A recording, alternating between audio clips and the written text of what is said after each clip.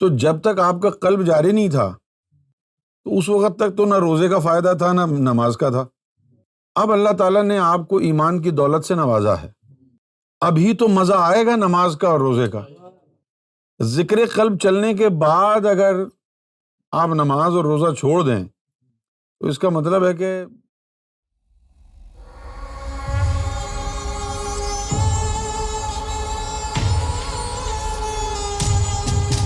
Shakila تاج نے برنزک Melbourne Australia سے سوال کیا ہے، جب سے میرا ذکر قلب جاری ہوا ہے تب سے نماز پڑھنے میں، روزہ رکھنے میں من نہیں کرتا، بس آپ کا لائیو پروگرام اور آپ کی ویڈیوز دیکھنا اچھا لگتا ہے۔ ذکر جہر کرتی ہوں، بعد میں دعا کرتی ہوں اللہ سے کہ کبھی میرا دل کو پھیر نہ دینا اور سیدنا گوہر شاہی مجھ سے ناراض نہ ہوں، اس بات سے ڈرتی رہتی ہوں۔ کیا یہ سب میرے ساتھ صحیح ہو رہا ہے؟ مہربانی کر کے رہنمائی فرمائیں۔ میری بہن، رہنمائی یہ ہے کہ فرض کیا کہ آپ آسٹریلیا میں اللیگل ہیں، اللیگل جب تھے، ورک پرمٹ آپ کے پاس نہیں تھا، آپ کا امیگریشن اسٹیٹس نہیں تھا، تو آپ نے خوب کام کیا، بلکہ گدھوں کی طرح کام کیا۔ گدھوں کی طرح کام کرنا معلوم کیا ہوتا ہے؟ کہ اگر کوئی لیگل بندہ ہے تو اس کو قانون کے حساب سے اس کی ویجز ہوتی ہیں، جو منیمم ویج ہوتی ہے، اور جو اللیگل ہوتا ہے اس کو جو ہے لوگ آدھی بھی ویجز نہیں دیتے۔ اگر لیگل بندہ کام کر رہا ہے تو ہو سکتا ہے اس کو کہیں کہ بھائی $10 پر آور تجھے دیں گے، اور اگر اللیگل کام کرے گا کوئی تو کہیں گے جی $4 لے لو، $5 لے لو، اور وہ پھر اس بندے کو قبول کرنا پڑے گا، اس کے پاس تو کوئی چارہ نہیں ہے۔ تو جب تک آپ اللیگل ہیں تو آپ خوب کام کریں، اور جس دن لیگل ہو گئے پھر کہے میرا کام کرنے کو اب جی نہیں چاہتا، تو میں یہی کہوں گا نا کہ بھائی مزہ تو اب ہے کام کرنے کا، جب آپ لیگل ہو گئے تاکہ پورے بینیفٹس ملیں آپ کو۔ تو جب تک آپ کا قلب جاری نہیں تھا تو اس وقت تک تو نہ روزے کا فائدہ تھا نہ نماز کا تھا۔ اب اللہ تعالیٰ نے آپ کو ایمان کی دولت سے نوازا ہے، ابھی تو مزہ آئے گا نماز کا اور روزے کا۔ ذکر قلب چلنے کے بعد اگر آپ نماز اور روزہ چھوڑ دیں تو اس کا مطلب ہے کہ شیطان جو ہے نا پیچھے آپ کے لگا ہوا ہے، اور وہ آپ کی ترقی ختم کرنا چاہتا ہے۔ تو جن لوگوں کو ذکر قلب کی دولت عطا ہو جائے، ان کے دل میں اللہ کا نام بس جائے، تو ان کو سستی تو آتی ہے، لیکن آپ اس سستی کو سوار نہ ہونے دیں۔ آپ اس شیطان کی چال کو سمجھیں۔ آپ نے ہی تو روزہ رکھنا ہے، آپ پر ہی تو فرض ہوا ہے، آپ نے ہی تو نماز پڑھنی ہے، آپ پر ہی تو فرض ہوئی ہے۔ چھوٹ ان کو ہے جن کا نہ نفس پاک ہے نہ قلب پاک ہے، ان کو چھوٹ ہے، پڑھ لے تو ٹھیک ہے، نہیں پڑھی تو کیا ہے۔ لیکن جب اللہ نے آپ کو اپنی محبت سے نواز دیا، اللہ تعالیٰ نے آپ کو ایمان سے نواز دیا، اور پھر ایک ایسی ذات کو بطور مرشد عطا فرما دیا کہ جس کے منتظر خود آقا دو جہاں صلی اللہ علیہ وسلم بھی رہے، تو آپ کو تو سب سے زیادہ ہوشیار ہونا پڑے گا۔ تو ذکر قلب جاری ہونے کے بعد شیطان کی یہ کوشش ہوتی ہے کہ ہمیں جو ہے وہ سست کر دے تاکہ ہم جلدی ترقی نہ کر پائیں۔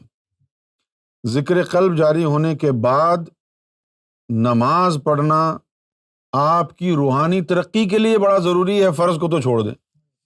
اب جیسے میں آپ کو اپنی ایک مثال دیتا ہوں کہ میں جب سرکار نے ذکر قلب عطا فرمایا، ذکر چل گیا میرا، آدھے گھنٹے بعد ہی چل گیا، تو میں بس نماز نہیں پڑھتا، ایسے ہی گھومتا رہتا۔ تو ایک دفعہ میں سرکار کی بارگاہ میں حاضر ہوا، دم کرانے کے لیے گیا، تو میں نے عرض کیا کہ سرکار سینے میں بڑی گھٹن ہوتی ہے، بڑی گھٹن ہوتی ہے، جوڑ جوڑ میں درد ہوتا ہے۔ تو میں سمجھا کہ شاید سرکار فرمائیں گے چلو لاؤ، کوئی جن وغیرہ کا اٹیک ہو گیا ہوگا، دم کرا لو۔ میں نے یہ سوچا کہ سرکار شاید یہ کہیں گے، لیکن سرکار نے تو کچھ اور ہی کہا۔ سرکار نے فرمایا کہ یہ سب کچھ اس لیے ہو رہا ہے کہ تم نماز نہیں پڑھتے۔ سرکار نے فرمایا کہ تم نماز پڑھو باقاعدہ، تو جب نماز پڑھو گے تو یہ درد ورد تمہارا چلا جائے گا۔ تو میں نے سرکار کی بارگاہ میں عرض کیا کہ یہ درد نماز سے اس کا کیا تعلق ہے؟ تو سرکار نے فرمایا کہ نماز سے تعلق یہ ہے کہ جو اس میں ذات کا نور آتا ہے نا، وہ اس میں بڑا جلال ہوتا ہے، تو وہ سینے کے اندر ہی جمع رہتا ہے۔ نماز میں جسمانی مشقت بھی ہے اور قرآن مجید کی تلاوت ہے جس میں صفاتی نور ہے۔ تو جب صفاتی نور نماز کا قلب کو جا کے ٹکراتا ہے تو اس کے بعد پھر جو ذاتی نور ہے جو سینے کے اندر ایک جگہ جمع ہو گیا ہے، وہ پھر پورے وجود میں جوڑوں تک چلا جاتا ہے، اور یہاں جو گھٹن تھی وہ نور کے جمع ہونے کی وجہ سے تھی، اب وہ پورے جسم میں ڈسٹریبیوٹ ہو جائے گا نماز کے ذریعے، تو پھر وہ گھٹن بھی چلی جائے گی اور وہ درد بھی چلا جائے گا۔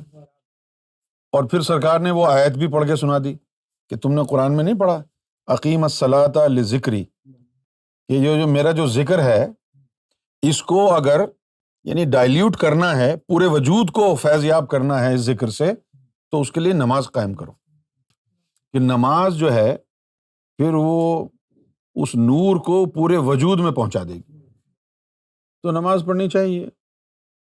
اچھا، پھر میں نے کچھ دن نمازیں پڑھی پھر چھوڑ دیں۔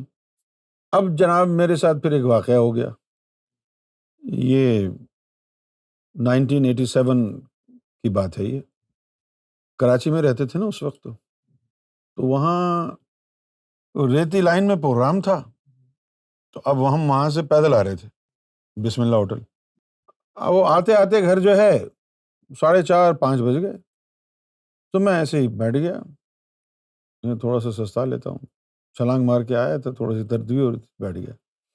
تو میں نے کیا دیکھا کہ میرا سینہ پھٹا اور اس میں سے میرا قلب باہر آ گیا، بدبودار، اتنی بدبو قلب میں، کالا باہر آ گیا، اور میرے سامنے آ کر کے ہوا میں معلق ہو گیا، سسپینڈ ہو گیا۔ اس کے بعد میں نے دیکھا جی آسمان سے پھر اس کے اوپر تجلیات پڑنا شروع ہو گئی۔ میں نے گھڑی دیکھ رہا تھا، پورے 15 منٹ تک اس کے اوپر نور کی تجلیات پڑتی رہیں۔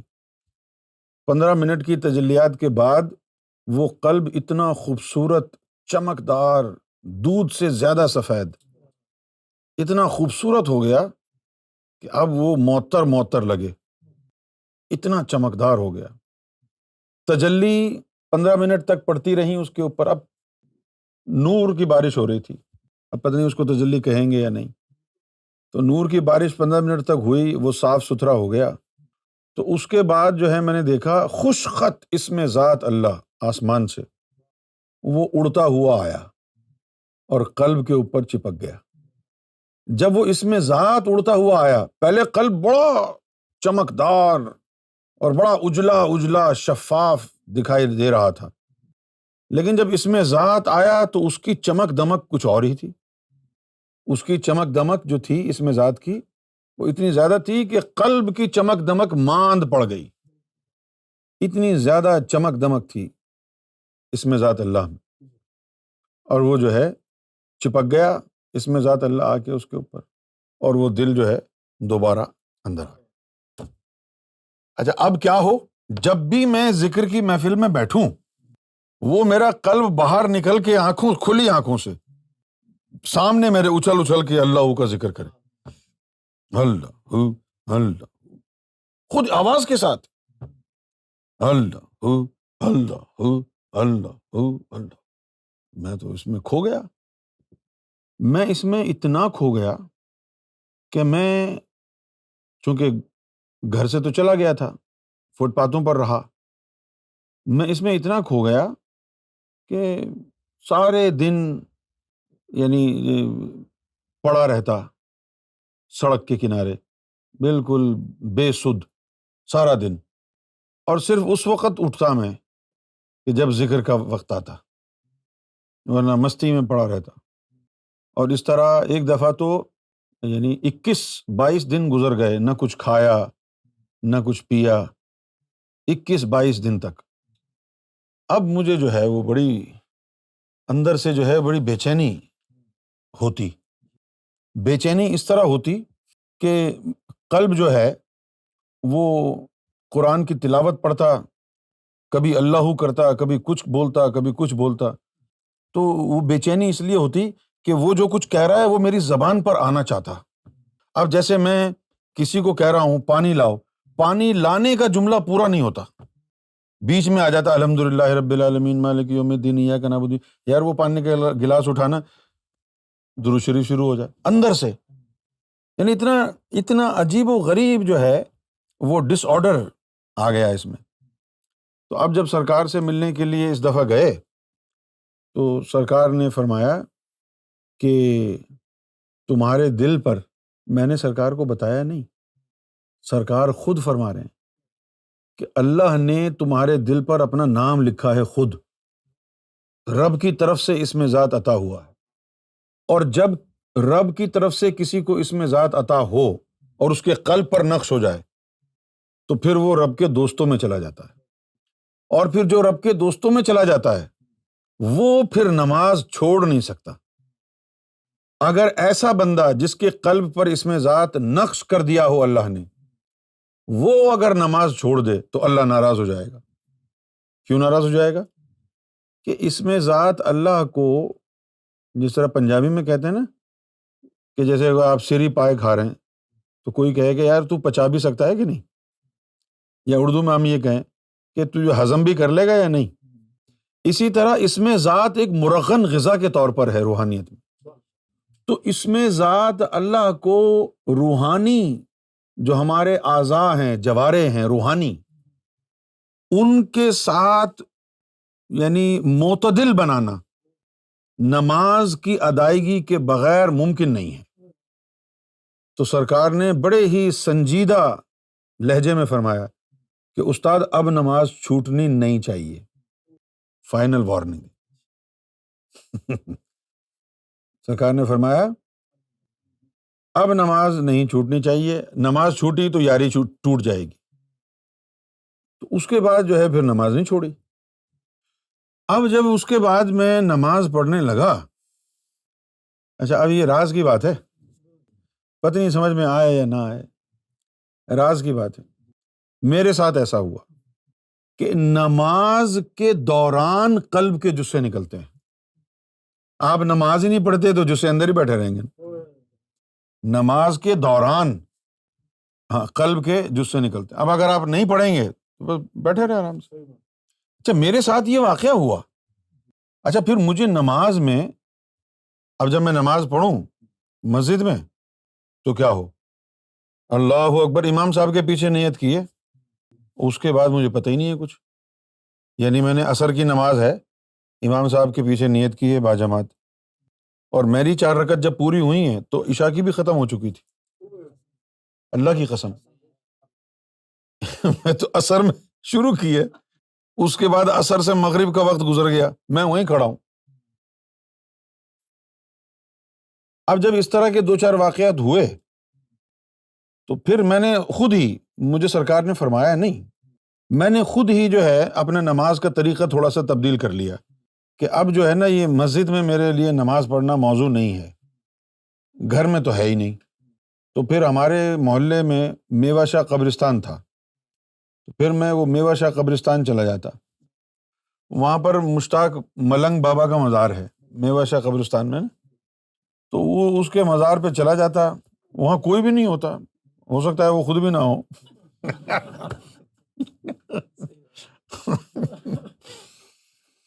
تو وہاں جو ہے میں نماز پڑھتا تو وہاں کوئی پریشانی نہیں ہوتی۔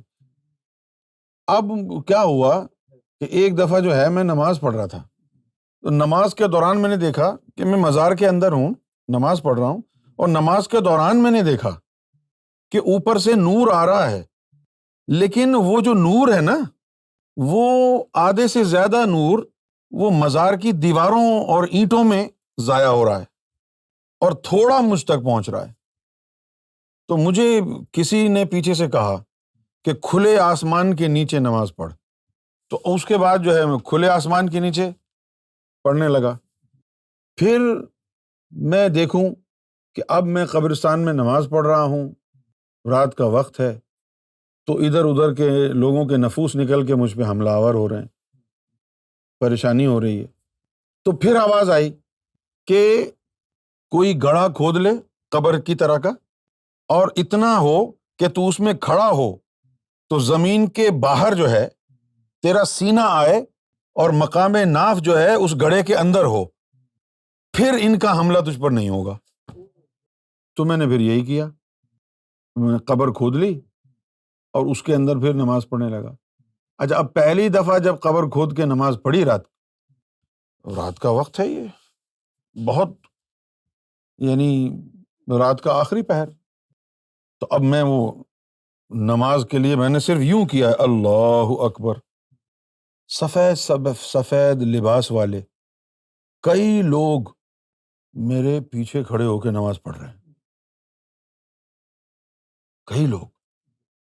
میں یوں کروں تو وہ سب بھی یوں کریں، میں یوں دیکھوں تو وہ سب بھی یوں دیکھیں۔ ایسا میں تو تنگ آ گیا یار۔ میں نے کہا یار یو آر کاپی کیٹ، جو میں کر رہا ہوں وہی کر رہے ہو تم، کون ہو تم؟ میں سمجھا فرشتے ہیں۔ لیکن اس بات سے مجھے پریشانی ہو، میں یوں کروں تو وہ بھی یوں کریں، میں یوں کروں تو وہ بھی یوں کریں، میں کہوں کون ہے تو وہ بھی کہیں کون ہے۔ پھر مجھے بعد میں پتہ چلا کہ وہ میرے جسے ہیں سارے، میں نے اپنی آنکھوں سے دیکھے، 9 کے 9 جسے نکل کے پیچھے اور میرے ساتھ نماز پڑھ رہے ہیں۔ ایک دفعہ مجھے بڑی پریشانی ہوئی۔ اچھا، اسی طرح وہ قبر میں کھڑا ہو کے میں نماز پڑھ رہا، اور نماز کے دوران کسی کیڑے نے مجھے کاٹ لیا اور میرے پاؤں میں زخم ہو گیا، خون نکلے اور تکلیف ہو، تو وہ مجھ سے جھکا نہیں گیا، رکوع میں جھکا نہیں گیا، لیکن جب رکوع کا وقت آیا مجھ سے جھکا نہیں جا رہا، اور وہ سارے جثے جو ہے وہ جھک گئے، مجھ سے سجدے میں نہیں گیا، وہ رکوع کے بعد وہ پھر کھڑے ہو گئے، اللہ اکبر، وہ سجدے میں چلے گئے۔ تو اس پہ میں بڑا، یعنی مجھے حیرت اس بات پر ہوئی کہ یار میں تو سمجھ رہا تھا کہ یہ سب میری نقل کر رہے ہیں، پھر مجھے سمجھ میں آیا کہ یہ تو انڈیپینڈنٹ ہو گئے ہیں۔ میں نے کہا جی مجھ سے جھکا نہیں گیا، یہ جھک گئے، میں سجدے میں نہیں جا پایا، یہ چلے گئے، تو میں بیٹھ ہی جاتا ہوں، تو پھر میں بیٹھ گیا، وہ سب بھی بیٹھ گئے۔ میں نے کہا بھائی یہ کیا ہوا، میں سجدہ نہیں کر پایا تب تو تم نے کر لیا، اب میں بیٹھ گیا ہوں تو تم بھی بیٹھ گئے ہو۔ تو پھر مجھے وہ کہنے لگے آپ شروع کر دیں، پھر باقی ہم پڑھ لیں گے۔ اللہ اکبر، اللہ اکبر کہہ کے پھر میں بیٹھے۔ یہ نہیں کہ میں ایسے ہی چلتے پھرتے اللہ اکبر، نہیں، پوری وضو کر کے پوری نیت کے ساتھ اللہ اکبر ان کو لگا دیا اور پھر آرام سے بیٹھ گئے۔ اس کے بعد پھر جب ان کی پرورش ہوئی، اچھا پرورش کیا؟ پرورش یہ تھی ان کی کہ پھر سرکار نے ان کو جسوں کو کہا کہ چلو تیری ڈیوٹی یہ ہے آج سے کہ تو نے جو ہے سارے دن سورہ مزمل پڑھنی ہے۔ اب ایک جسہ اس کی ڈیوٹی ہے سورہ مزمل پڑھے گا، دوسرا ہے اس کی ڈیوٹی ہے وہ سورہ نور پڑھے گا، کسی کی ڈیوٹی لگا دی تو سورہ یاسین پڑھے گا، اب وہ یہ پڑھ رہے ہیں۔ اچھا، جب انہوں نے یہ سورہ مزمل، سورہ یاسین، سورہ نور، سورہ رحمان، تو جب یہ پڑھنے لگے نا، اچھا سورہ رحمان لطیفہ نفس کو حکم ہوا کہ یہ پڑھے، لطیفہ نفس کو، سورہ رحمان نفس کی جو ہے نا وہ فرض ہو گیا کہ یہ تم نے صرف یہ پڑھنا ہے۔ اچھا، پھر میں نے یہ دیکھا کہ جب سے انہوں نے سورہ مزمل کا، سورہ یاسین، سورہ نور کا ورد کیا جسوں نے، تو وہ طاقتور ہوتے چلے گئے، بہت طاقتور ہو گئے۔ پھر اس کے بعد ان کو ذکر کرنا سکھایا سرکار نے، مجھے کہا تو چپ رہنا، ان کو کرنا ہے۔ اب میں آرام سے بیٹھا ہوں، ان کو ذکر سکھایا جا رہا ہے، وہ ذکر کرنے سے اور طاقتور ہو گئے، اور طاقتور۔ ایک دن آیا کہ فرمایا کہ اب ذرا تم ارادہ کرو کہ تم خانہ کعبہ میں کھڑے ہو۔ وہ ارادہ کیا، وہ ایک جسہ ادھر سے اٹھا، آنن فانن کعبے پہنچ گیا۔ اب میں اس کو دیکھوں اور وہ مجھے دیکھے، میں جسے کو دیکھ رہا ہوں کہ وہ کعبے میں ہے، اور وہ مجھے دیکھ رہا ہے کہ میں کراچی میں ہوں۔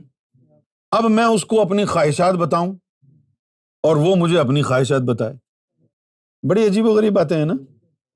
اچھا، میں اب اس کو کیا خواہش بتاؤں کہ یار تم ابھی جو طواف کیا نا تم نے، تو اب تم جاؤ گے نا تو ذرا حجر اسود کو تو چومنا پلیز۔ اب وہ نفس کا جسہ کہہ رہا ہے ہاں میں بھی چومتا ہوں، لیکن بات سنو میں بڑا تھک گیا ہوں، میرے خاطر تم آدھے گھنٹے بیٹھ جاؤ۔ ہاں میں بیٹھ جاتا ہوں۔ اب یہ خواہشات کے تبادلے ہو رہے ہیں۔ پھر ارادہ کیا کہ چلو مسجد نبوی پہنچ جاؤ، وہ جسہ وہیں سے اڑا تو مسجد نبوی پہنچ گیا۔ تو یہ ایک پروسیس ہے۔ عام آدمی کو جب یہ حدیث سنائی جاتی ہے کہ الصلاۃ معراج المؤمنین، تو اس کا ایک ہی مطلب وہ سمجھتا ہے کہ حضور کو معراج میں دیدار ہوا تھا، اس کو بھی ہوگا۔ لیکن یہ تو اس کی جو ہے انتہا کی بات ہے نا۔ الصلاۃ معراج المؤمنین کی ابتدا کیا ہے کہ جو خزانہ اللہ نے تیرے اندر بند کیا ہے، نماز کے ذریعے ان کو طاقت دے کے آزاد کر جسوں کو، تاکہ وہ پرواز کے قابل ہو جائیں۔ اس کے بعد پھر یہ ہوا کہ جناب ہماری جو بڑی پھپھو تھیں وہ گئی ہیں حج کرنے کے لیے، اور مجھے کافر بول کے گئی ہیں کہ یہ کافر ہے، پتہ نہیں کہاں لگ گیا ہے۔ لیکن جب انہوں نے طواف شروع کیا ہے تو انہوں نے مجھے حجر اسود کے پاس کھڑے ہوئے دیکھا، اور میں ان کو کہہ رہا ہوں کہ پھپھو ادھر آؤ، میں تمہیں حجر اسود کا دیدار کرا دوں، آ جاؤ۔ اور لوگوں کو ہٹایا، چلو بھائی ہٹو، میں یوں کروں لوگ ہٹ جائیں، یوں کروں لوگ، ان کو بلایا کہ آ جاؤ بھائی۔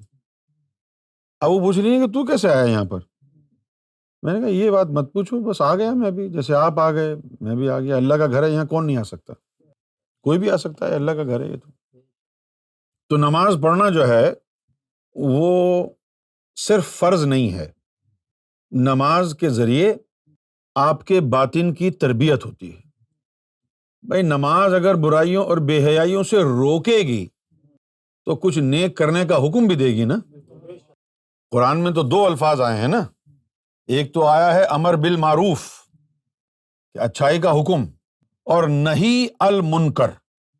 منکر کا مطلب ہے جو چیزیں منکرات میں شامل ہیں، جو ممنوع ہیں وہ ہو گئیں منکر۔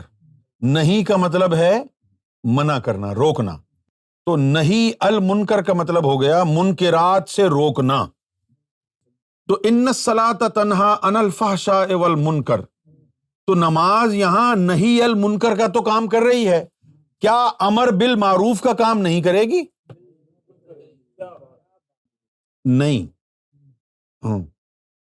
نماز کی ذمہ داری ہوگی کہ وہ نہی المنکر کا کام کرے، اور لطیفہ قلب کی ذمہ داری ہوگی کہ وہ امر بالمعروف کا کام کرے، کیونکہ وَلَذِکْرُ اللَّہِ اکبر،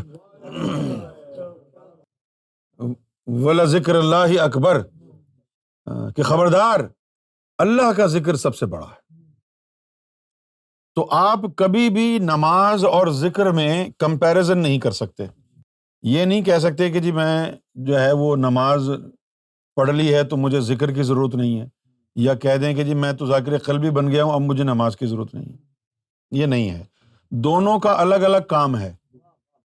اور سرکار گوھر شاہی کا فرمان ہے کہ دین اسلام کے دو پر ہیں، ایک ذکر اور ایک نماز، اور فرمایا کہ پرندہ ایک پر سے اڑ نہیں سکتا۔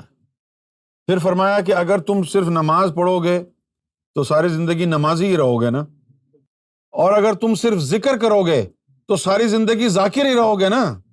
مومن تو تب بنو گے جب ذکر بھی کرو گے، نماز بھی پڑھو گے۔ مومن تو تبھی بنیں گے نا جب ذکر بھی کریں گے، نماز بھی پڑھیں گے۔ پھر وہ نماز ذکر کے نور کو سینے میں قید نہیں کرے گی، باٹل اپ نہیں کرے گی، بلکہ پورے وجود میں نماز جو ہے نور کو پہنچا دے گی۔